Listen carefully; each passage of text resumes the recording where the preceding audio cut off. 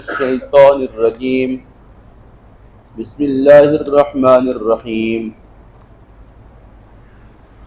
وقرن في بيوتكن ولا تبرجن تبرج الجاهلية الأولى وأقمنا الصلاة وآتينا الزكاة وأطعنا الله ورسوله إنما يريد الله ليذهب عنكم الرجس أهل البيت ويطهركم تطهيرا وَاذْكُرْنَ مَا يُتْلَى فِي بُيُوتِكُنَّ مِنْ آيَاتِ اللَّهِ وَالْحِكْمَةِ إِنَّ اللَّهَ كَانَ لَطِيفًا خَبِيرًا۔ اور اے ازواج مطہرات، آپ اپنے آپ کو گھروں میں ہی رکھیے، قدیم پہلی جاہلیت کی طرح باہر نہ نکلیے، اور نماز قائم کیجیے اور زکوٰۃ ادا کرے، اللہ اور اس کے رسول کی اطاعت کرے۔ اللہ یہ چاہتا ہے کہ تم سے گناہ کی آلودگی کو دور رکھے اور تمہیں پاک کرے، اور تم ان آیات اور حکمت کا ذکر کرو جس کا تمہارے گھروں میں چرچا رہتا ہے۔ اللہ تعالیٰ بے شک باریک بھی ہے، خبردار ہے۔ محترم سامعین، گزشتہ کل یہ آیا تھا کہ ایک حکم جو پہلا ازواج مطہرات کو دیا گیا ہے وہ یہ تھا کہ گھر میں قرار پکڑنا، گھروں میں رہیں، بلا ضرورت اور بغیر پردے کے گھر سے باہر نہ نکلے۔ اس پر بہت سی باتیں آئی تھی، بہت سے احکام اور مسائل آئے تھے۔ دوسری بات، اللہ تعالیٰ آج فرما رہے ہیں وَأَقِمْنَا الصَّلَاةَ، نماز قائم کرو۔ خاص طور سے عورتوں کو حکم ہے۔ اس کی مخاطب، اس آیت کی مخاطب تو ازواج مطہرات ہے، لیکن مراد اور حکم گویا کہ سب کو دیا جا رہا ہے۔ قرآن میں کئی جگہ پر اقیم الصلاۃ آیا، اقیم الصلاۃ، اقیم الصلاۃ۔ تو اقیم اگر بولے تو اس سے مراد مرد ہوتے، مرد تم نماز پڑھو، اور اقیمنا اگر بولے تو اس سے مراد ہوتا عورتیں تم نماز پڑھو۔ تو یہ صرف ایک ہی بار آیا پورے قرآن میں، اقیمنا الصلاۃ، نماز قائم کرو۔ ازواج مطہرات تو نماز کی پابند تھی، سفر حضر میں پابند اور اہتمام کے ساتھ نماز کو ادا کرنے والی تھی۔ ام حبیبہ رضی اللہ تعالی عنہ نے نبی اکرم صلی اللہ علیہ وسلم سے ایک مرتبہ اوابین کی نماز کی فضیلت سنی کہ اللہ تعالیٰ اس پر 3 انعام عطا فرماتے ہیں: 12 سال کی نفل عبادت کا ثواب، جنت میں ایک محل، گناہ صغیرہ کی معافی۔ تو دیکھیے نماز کی پابند نفل ہے، فرض تو بہت دور کی بات ہے۔ اس حدیث کے سننے کے بعد موت تک کبھی اوابین نہیں چھوڑی، موت تک۔ ام حبیبہ رضی اللہ تعالیٰ عنہ، ام سلمہ رضی اللہ تعالیٰ عنہ چاش کی نماز کی ایسی پابندی کیا کرتی تھی کہ کبھی چاش کی نماز نہیں چھوٹا کرتی۔ یہ فرائض کے علاوہ کی نمازیں ہیں، فرائض کا تو چھوڑنے کا تصور اہل بیت اور ازواج مطہرات کے متعلق آ نہیں سکتا ہے کہ وہ فرائض کو چھوڑ دے۔ یہ ہم سے گویا کہ مخاطب ہے قرآن، اور ہمیں تنبیہ اور تاکید کر رہا ہماری عورتوں کو نماز کا اہتمام کرے۔ مرد اور عورتوں میں اگر مقابل اور تقابل کیا جائے تو عورتوں میں نمازیوں کا فیصد کم ہے عورتوں کے اندر۔ مرد حضرات بھی تو کچھ نہ کچھ پڑھ لیتے، سفر میں نماز پڑھ لیتے، شادی بیاہ کے موقع پر نماز پڑھ لیتے، لیکن عورتیں بہت کم نظر آتی تو میت کے دن نماز پڑھیں گی، شادی میں نماز پڑھیں گی۔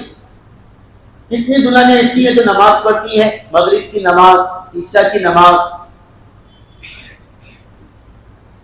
کتنی دلہنیں ہیں جو یہ کہیں کہ نہیں مجھے عشاء کی نماز پڑھنا ہے، پہلے عشاء پڑھوں گی، بعد میں ہال میں ولیمے کے لیے وغیرہ جاؤں گی۔ بیوٹی پارلر جانا نہیں چھوٹے گا، لیکن نماز چھوٹ گئی تو چل جائے گا۔ یہ ہماری عورتوں کی ایک کمزوری ہے۔ دیکھو شریعت کے احکام ہے نا مزاج کے مطابق ہے، جس کا جیسا مزاج اللہ نے اس کو ویسے احکام دیے۔ مرد عورت میں سارے احکام تقریباً ایک ہی ہے، لیکن کچھ فرق ہے۔ وہ فرق یہ ہے کہ جیسے مرد سے تو کبھی نماز معافی نہیں، چاہے ناپاک ہو، بیمار ہو، معذور ہو، تو نماز تو پڑھنا ہی پڑے گا پاکی حاصل کر کے یا کسی طریقے سے۔ لیکن عورت سے نماز ناپاکی کی حالت میں معاف ہے، 3 دن، 7 دن، 10 دن میکسیمم، 10 دن سے اوپر معاف نہیں، 10 دن اس کی گوئے کہ لمٹ ہے۔ اس سے اوپر اگر خون جاری بھی رہے تو بھی نماز پڑھے گی، غسل وغیرہ کر کے، صفائی کر کے۔ لیکن عورت سے روزہ معاف نہیں اس حالت میں۔ روزے اگر چھوٹ رہے تو اس کی قضا کرے گی، نماز چھوٹ رہی تو قضا نہیں کرے گی، ادا بھی معاف، قضا بھی معاف۔ نماز میں، روزے میں ادا تو نہیں ہے لیکن قضا بعد میں کرنا پڑے گا۔ تو اب اس پر سوال یہ ہوتا ہے، اگر آپ یہ پوچھیں کہ مفتی صاحب نماز تو بہت اہم چیز تھی، روزے سے اہم نماز ہے، یہ بات طے ہے، تو یہ عقل کیا کہتی ہے؟ عورت کو جیسے روزے کی قضا کا حکم تھا، اسی طرح نماز کی قضا کا بھی حکم دیا جاتا پاکی حاصل کر لینے کے بعد۔ ارے ایسا ہونا چاہیے تھا نا، 3 دن کی نمازیں آپ کی چھٹی، 15 نمازیں پڑھنا ہے آپ کو پاکی حاصل کر کے، 1 ہفتے کی چھٹی اس کے حساب سے آپ کو پڑھنا ہے، لیکن نماز معاف ہے، روزہ معاف نہیں ہے۔ اگر آپ یہ کہو کہ حرج ہوتا، اس میں کیا ہوتا کہ بہت نمازیں ہو جائیں گی، 10 دن کی 50 نمازیں، تو پڑھتے پڑھتے تھک جائیں گی، سمجھے؟ تو حرج کہاں کا ہے؟ روزانہ اگر ایک بھی قضا کرے تو 50 دن میں ہو جائے گی، کر سکتی وہ قضا ایک بھی کری تو روزانہ 50 دن میں 50 نمازیں قضا ہو جائیں گی۔ لیکن پھر بھی شریعت نے نماز کی قضا کو نہیں کہا۔ اس کی وجہ بعض علماء نے یہ بیان کی، میں نے اس لیے یہ پوری بات سنایا کہ دراصل مزاج کے اعتبار سے احکام ہے۔ آپ دیکھنا عورتوں کی مزاج میں روزہ رکھنے کی طرف میلان زیادہ ہے، وہ روزہ رکھ لیں گی، لیکن نماز پڑھنے کی طرف میلان اور طبیعت ان کی کم چلتی ہے، سمجھے؟ عشاء کی، فجر کی، سفر میں، حضر میں، بیماری میں کتنی مصروفات بیڈ پر نماز پڑھتی ہیں ہاسپٹل میں، تو معلوم کیا ہوا؟ مزاج میں نماز کی عادت کم ہے، تو شریعت نے نماز کو معاف کر دیا، ناپاکی کی نماز کو، اور روزہ رکھنے کی مزاج میں گویا کی عادت ہے، اس وجہ سے روزے کی قضا کا حکم دیا۔ تو میں نے اس پر سنایا عورتوں کی مزاج میں نماز کی عادت کم ہے، مرد بھی تو فجر میں آ جاتا ہے، عورتیں بہت کم فجر میں اٹھتی ہے، اور مرد تو بعض ایسے بہادر ہوتے ہیں ان کو ہمت بھی نہیں ہوتی کہ اپنی شریک حیات کو جگا سکے، ایسے بہادر ہوتے ہیں۔ ای بات سمجھ میں؟ تو بزرگ دوستو، اہتمام ہونا چاہیے نماز کا۔ یہ ساری باتیں عام ہیں لیکن مستورات نماز کم پڑھتی ہیں۔ ایک صاحب میرے پاس آئے، بڑی اچھی رائے دی انہوں نے مجھے، اس سے بولے جیسے بازار کے اندر مردوں کی نمازوں کا اہتمام ہوتا ہے، یہ اپنا جمیل کالونی ایک گویا کہ بازار، مہا بازار بن گیا، مینا بازار، جو بھی بازار ہے سب بازار یہاں پر جمع ہو گئے، حیدرآباد، ممبئی وغیرہ سب بازار۔ تو یہاں پر بھی ایک آدھی عورتوں کے لیے نماز پڑھنے کی جگہ ہونا چاہیے تاکہ وہ نماز پڑھے۔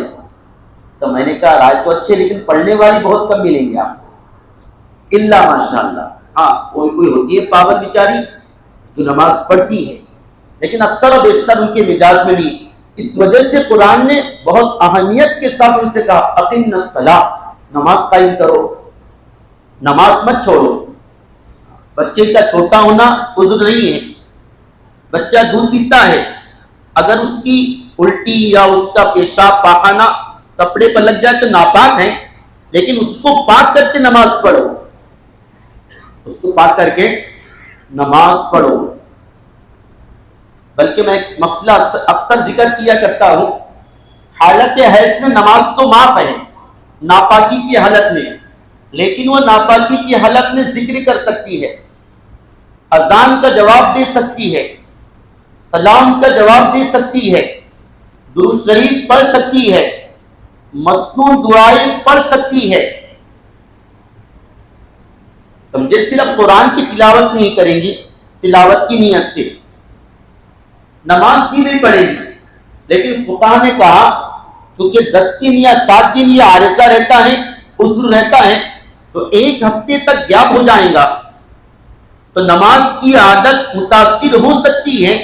اس لیے ایک عمل بتایا ان مستورات کے لیے جو ناپاک ہوتی ہے، کیا جب بھی نماز کا وقت آئے وضو کریں اور 10 منٹ مصلی پر بیٹھ کر اللہ کا ذکر کرتی رہے ناپاکی کی حالت میں۔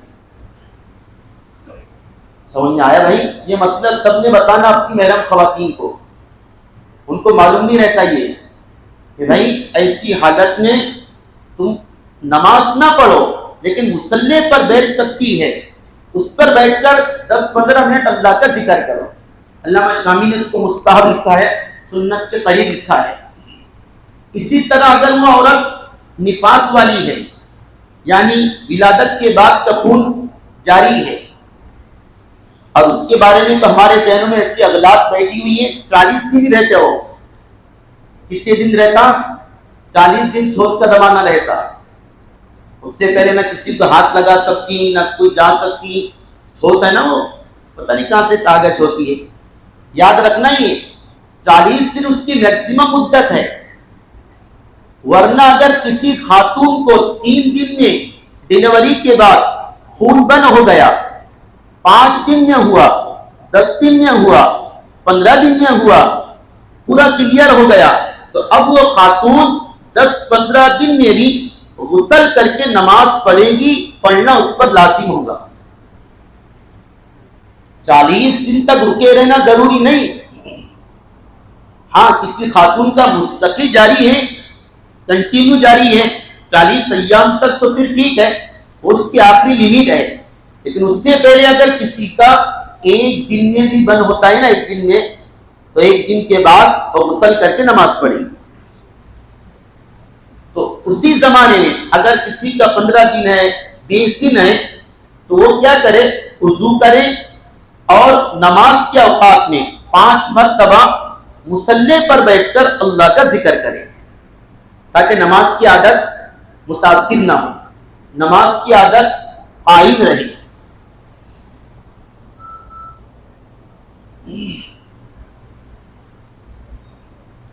علامہ ابن سیرین رحمۃ اللہ علیہ بہت بڑے امام ہیں، باپ کیسا ہے پتہ ہے؟ علامہ ابن سیرین وہ کہتے ہیں بیداری میں کسی عورت کی طرف دیکھنا تو بہت دور کی بات ہے، بیداری میں کسی عورت کی طرف دیکھنا تو بہت دور کی بات ہے، خواب میں بھی اگر کوئی عورت نظر آتی تو میں اپنی نگاہ پھیر لیتا ہوں، خواب میں بھی۔ کیا ان کا تقویٰ ہوگا علامہ ابن سیرین کا، جو خوابوں کی تعبیر بتاتے ہیں۔ یہ باپ ہے، ان کی بیٹی تھی حفصہ بنت سیرین رحمۃ اللہ علیہا، حفصہ اس کا نام تھا۔ ان کے باپ نے، مورخین نے لکھا ہے، عبادت کی ایسی شوقین تھی اور ایسی پابند تھی، ایسی اہتمام کرنے والی تھی، 30 سال تک کوئی نماز اور کوئی عبادت، نہ کوئی نفل نماز چھوٹی اور نہ کوئی نماز چھوٹی سوائے عذر کے، 30 سال تک، یعنی 5 نمازیں تو ہے ہی، تہجد، اشراق، چاش، اوابین، تحیۃ الوضو وغیرہ، یہ نمازیں 30 سال میں کبھی نہیں چھوٹی. اس لیے حضرت فرمایا کرتے تھے اگر کسی عورت کو خلافت ملتی تو میری بیٹی کو مل جاتی.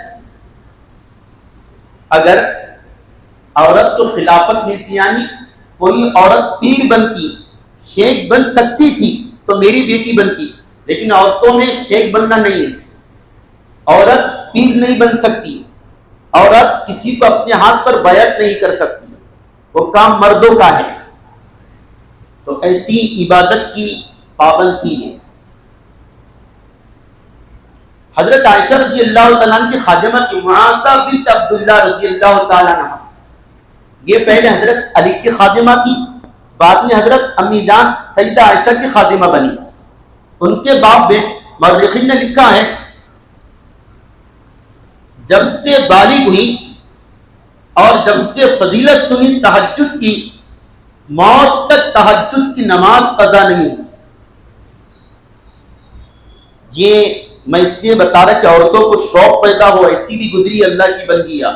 صحابیات تو ہیں لیکن یہ تابعیات اور ولیات ان کے بھی ایسے کارنامے ہیں. ای بات سمجھ میں. اس لیے بزرگوں دوستوں اپنی گھر کی خواتین کی نمازوں کی فکر کرو. اول وقت میں نماز پڑھاؤ. ہاں، عورتوں کو نماز کے اوقات بتاؤ. ان کو نماز کے اوقات معلوم نہیں ہوتے. نماز کے اوقات بتاؤ کہ فجر کے نماز کا ٹائم یہاں سے شروع ہوتا یہاں ختم ہوتا. تقویم کا جو نقشہ ہے گھر میں لگاؤ یا اس کے بعد رکھو کہ جیسی نماز کا وقت ہو آپ نماز پہلے پڑھ لینا. سب سے افضل نماز وہ ہے جس کو اول وقت میں پڑھا جائے. ان کے لیے نماز، ان کی نماز کے لیے اذان کا انتظار نہیں، وہ وقت کے فوراً بعد نماز پڑھ لیں گے.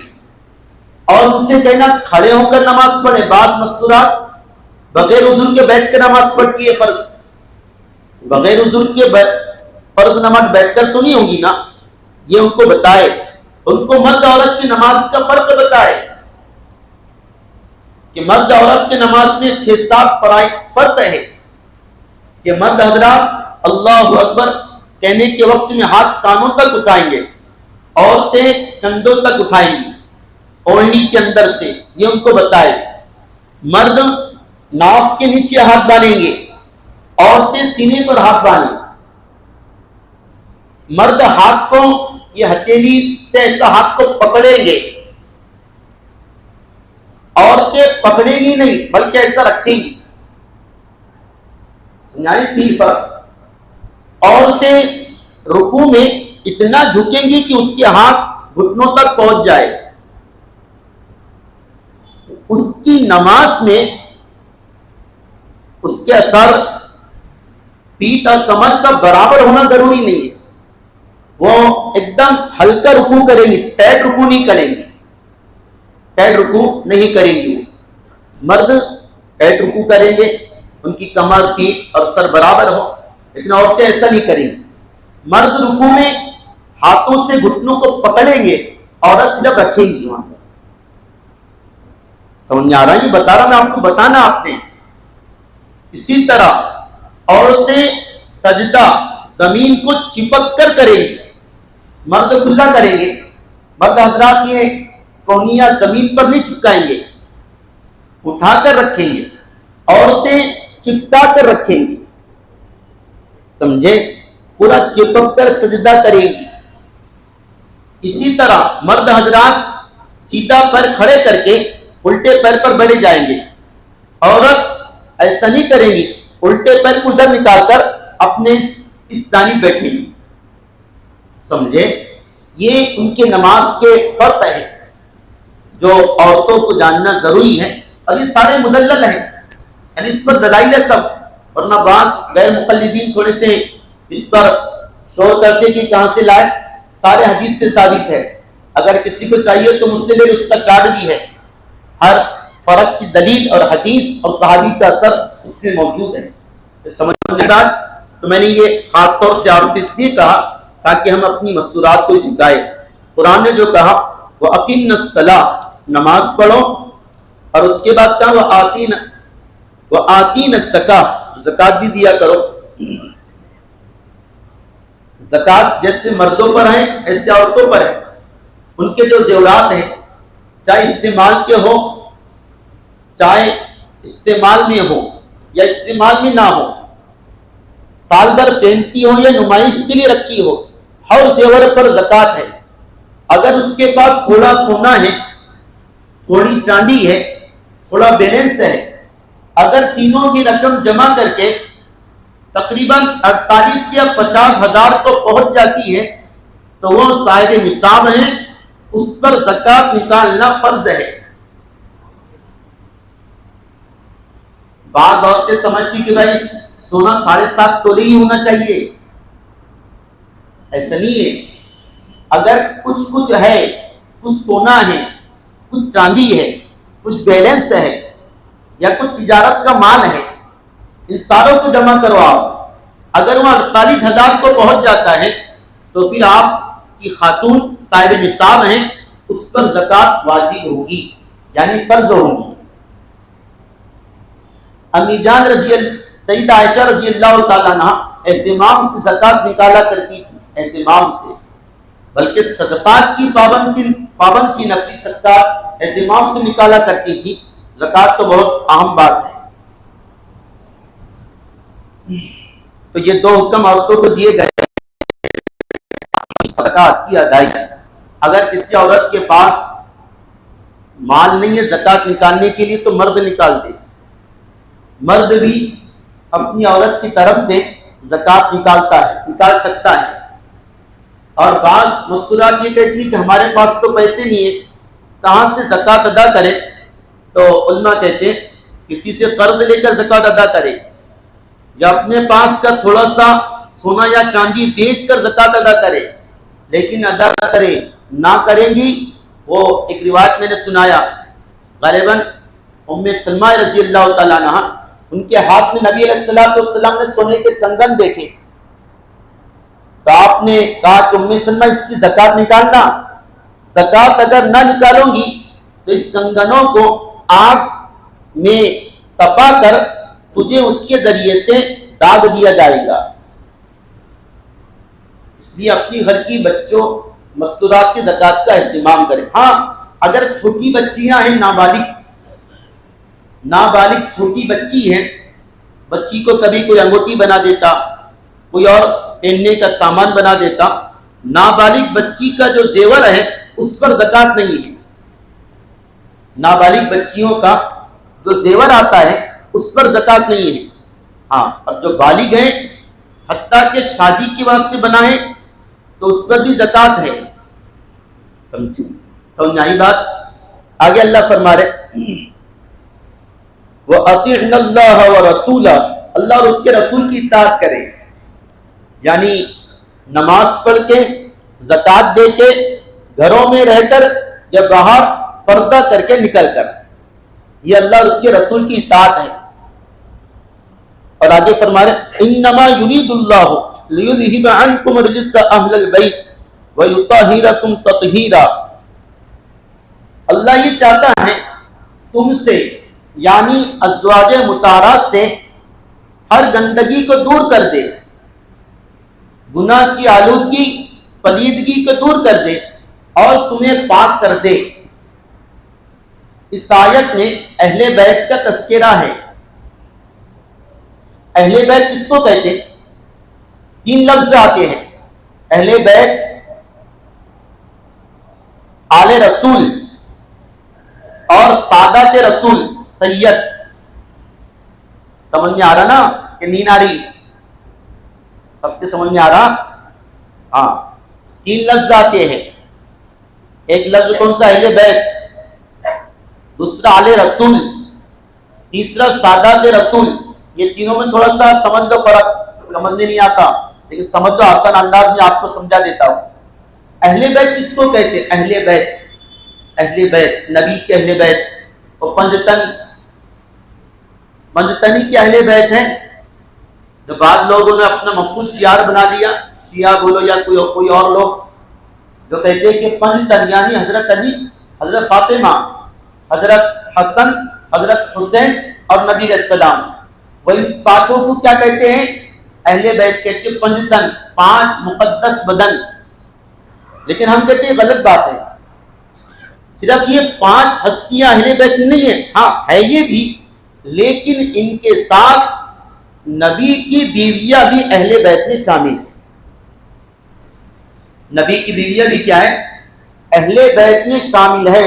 قرآن نے نبی کی بیویوں کو اہل بیت کہا ہے، لہذا حضرت عائشہ بھی اہل بیت میں سے ہے، حضرت خدیجہ بھی اہل بیت میں سے ہے، اور دیگر ازواج مطہرات وہ بھی اہل بیت میں سے ہے۔ تو اب خلاصہ یہ ہوا، اہل بیت کہتے ہیں نبی کی بیویاں، نبی کی اولاد، نبی کی اولاد اور نبی کی داماد حضرت علی رضی اللہ تعالیٰ عنہ، یہ کون ہے؟ اہل بیت۔ آئی نا بات سمجھ میں؟ نبی کی بیویاں تمام، نبی کی اولاد اور نبی کے داماد حضرت علی ہے اس میں خالص۔ حضرت نبی علیہ السلام نے فرمایا، اللہ سے تم اس لیے محبت کرتے ہو کہ وہ تمہیں کھلاتا ہے، پلاتا ہے، تمہیں اپنی ضروریات کا سامان مہیا کرتا ہے، یا جس کا خلاصہ ہے مجھ سے اس لیے محبت کرو کہ تم اللہ سے محبت کرتے ہیں، کیونکہ اللہ کی محبت نبی کی محبت کے بغیر کام نہیں ہو سکتی۔ اور آگے فرمایا اہل بیت سے اس لیے محبت کرو کہ تم مجھ سے محبت کرتے ہو، یعنی جس کے دل میں نبی کی محبت ہوگی اس کے دل میں اہل بیت کی محبت ہوگی۔ اور ایک مرتبہ نبی علیہ السلام نے فرمایا، اللہ نے جیسے ایک مرتبہ آپ اپنے گھر سے باہر آئے اور آپ پر کالی چادر تھی، تو کچھ دیر کے بعد حضرت حسن آئے، آپ نے ان کو چادر میں لے لیا، پھر حضرت حسین آئے، انہوں نے ان کو اپنے چادر میں لے لیا، اس کے بعد سیدہ فاطمہ آئی اور حضرت علی آئے، تو ان پر بھی چادر آپ نے ڈھانپ لی اور کہا یا اللہ یہ میرے اہل بیت ہے، یہ میرے اہل بیت ہے، ان سے جو محبت رکھے تو بھی ان سے محبت رکھ۔ سمجھ میں آئی بات؟ تو ہم کو سارے اہل بیت سے محبت ہے، صرف ایک دو نہیں، بلکہ جو بھی نبی کا گھرانہ ہے یہ سارا اہل بیت میں آتا ہے، وہ سارے ہمارے دلوں کے عزیز ہیں، ہمارے ایمان کا حصہ ہے۔ ان کو دو فضیلت ہے، ایک تو سارے صحابی بھی ہیں اور دوسرے اہل بیت بھی ہیں۔ آئی بات سمجھ میں؟ اہل بیت کا مطلب دوسرا ہوتا سادات۔ سادات کو سمجھو، سادات کہتے حضرت علی کی اولاد حضرت حسن حسین کے علاوہ حضرت عقیل کی اولاد، حضرت عباس کی اولاد، حضرت جعفر کی اولاد اور حضرت حارث کی اولاد، ان 5 صحابہ کی اولاد کو سید کہتے ہیں۔ یاد رہے گا؟ 3 ایسے ہیں، حضرت علی، حضرت عباس اور حضرت، بولو نا، ہاں، حضرت علی، حضرت عباس، حضرت عقیل، یہ 3 ایسے ہیں، ایک حضرت جعفر طیار اور حضرت حارث۔ یہ 5 صحابہ کی اولاد کو سادات کہتے ہیں۔ سید جتنے بھی ہیں وہ ان کی کسی نہ کسی کی اولاد میں آتا ہے، بعضوں کے پاس تو باقاعدہ وہ سلسلہ نسب بھی ہوتا ہے ان حضرات پر، یہ سادات ہے۔ اور تیسرا ہے آل رسول۔ ایک قول کے مطابق آل رسول کہتے نبی کے رشتہ داروں، نبی کے سارے رشتہ دار، چچیرے رشتہ دار ہو یا ممیرے رشتہ دار ہو، کھلیرے رشتہ دار ہو یا پھپھڑے رشتہ دار، سارے رشتہ دار کو کیا کہتے ہیں؟ آل رسول کہتے ہیں۔ اللہم صلی علی محمد و علی آل محمد۔ دیکھو کیا فضیلت ہے ان کی۔ ہر درود میں، جو درود ابراہیم ہے خاص طور سے، جیسے نبی پر رحمت کی دعا ہے، آل رسول پر بھی نزول رحمت کی دعا ہے۔ ارے پڑھتے نا درود شریف، یہ وہ آل رسول آل محمد ہے۔ یہ تو قرآن کیا کہہ رہا؟ یہاں پر تذکرہ ہے اہل بیت کا۔ قرآن سے ثابت ہے ساری ازواج اہل بیت میں داخل ہے، ورنہ شیعہ کہتے نہیں اس سے صرف 5 ہی لوگ مراد ہے، ازواج مطہرات اہل بیت میں نہیں ہے، لیکن ہم کہتے قرآن نے اہل بیت کا لفظ لایا ان کے لیے، کیونکہ تذکرہ کس کا چل رہا؟ ازواج مطہرات کا تذکرہ چل رہا، وہاں پر اہل بیت کا تذکرہ آنا اس بات کی طرف اشارہ کرتا ہے کہ ازواج بھی اہل بیت میں شامل ہیں۔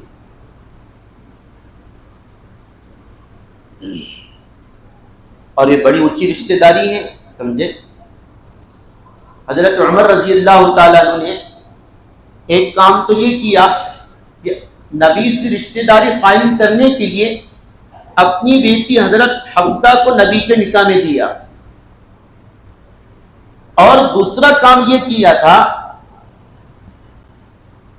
ایک طرف سے تو ہو گئی، ادھر سے بھی کچھ ہو جائے، تو حضرت عمر رضی اللہ تعالیٰ عنہ نے حضرت علی کی بیٹی کی کسی اور بیوی سے، جس کا نام فاطمہ تھا، کیا تھا؟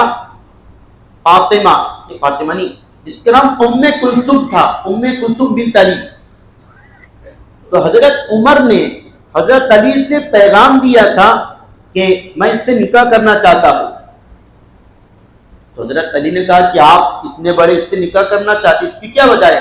کہا کہ وجہ کوئی نہیں، صرف نبی کے خاندان سے رشتہ داری پیدا کرنا چاہتا ہے، تاکہ میرا نبی سے کیا ہو جائے؟ رشتہ داری اور رشتہ قائم ہو جائے۔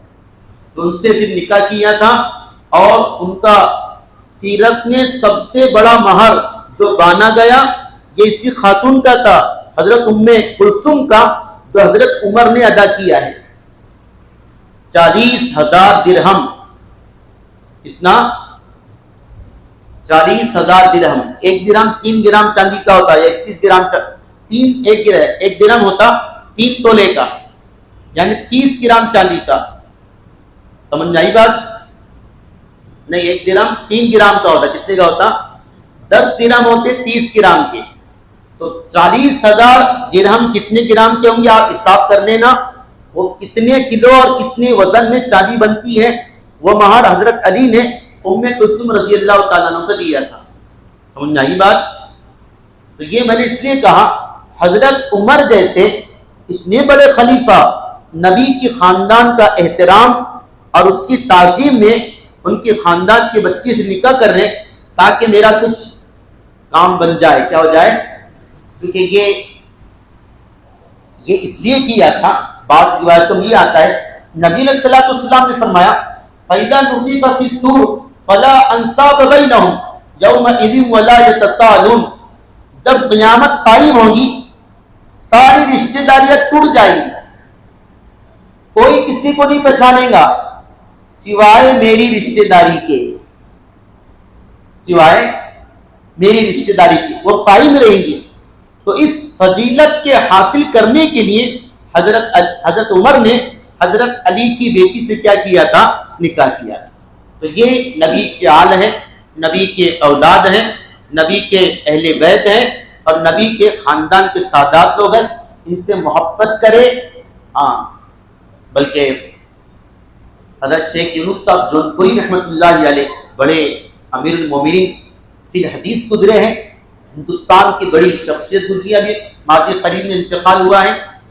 اور ایک مرتبہ ان کے جو ایک شاگرد ہے بڑے مشہور ہے شیخ حنیف صاحب لوہاروی دامت برکاتہم عالیہ، جانتے ہوں گے آپ، اپنے ابھی میں لایا تو بلایا تھا ان کو، ابھی بھی دعوت دیا تھا لیکن حضرت کینیڈا میں ہے تو شاید نہیں آ سکے، تو وہ انہوں نے ایک مرتبہ ہم کو سنایا تھا جب یہاں پر آئے تھے، تو کہا کہ میں ایک مرتبہ حضرت کو ایئرپورٹ پر چھوڑنے گیا تھا، حضرت سے میں نے کہا کہ حضرت کو نصیحت کر دو، تو کہا کہ ایئرپورٹ پر حضرت نے نصیحت کی تھی، بیٹا حنیف تم صدقہ کرتے ہو اپنے بیوی اپنے بچوں کی طرف سے، اپنے رشتہ داروں کی طرف سے، ایک کام یہ بھی کرنا نبی کے رشتہ داروں کی طرف سے بھی صدقہ کیا کرے، محبت میں قائم ہے، نبی کے اہل بیت، نبی کے اولاد، نبی کی آل، ان کی طرف سے بھی ایصال ثواب میں کیا کرو؟ صدقہ کیا کرو، اس کی برکت سے اللہ تمہارے دل میں ان کی محبت پیدا فرمائے گا اور ان کی توجہ تمہاری طرف مبذول فرمائے گا۔ یہ نصیحت کی، تو ہمارے لیے بھی نصیحت ہے ہم بھی یہ کریں، ایصال ثواب کریں، صدقہ کریں، اپنی دعا میں ان کو یاد رکھیں۔ اللہ تعالیٰ عمل کی توفیق عطا فرمائے۔ سبحان اللہ۔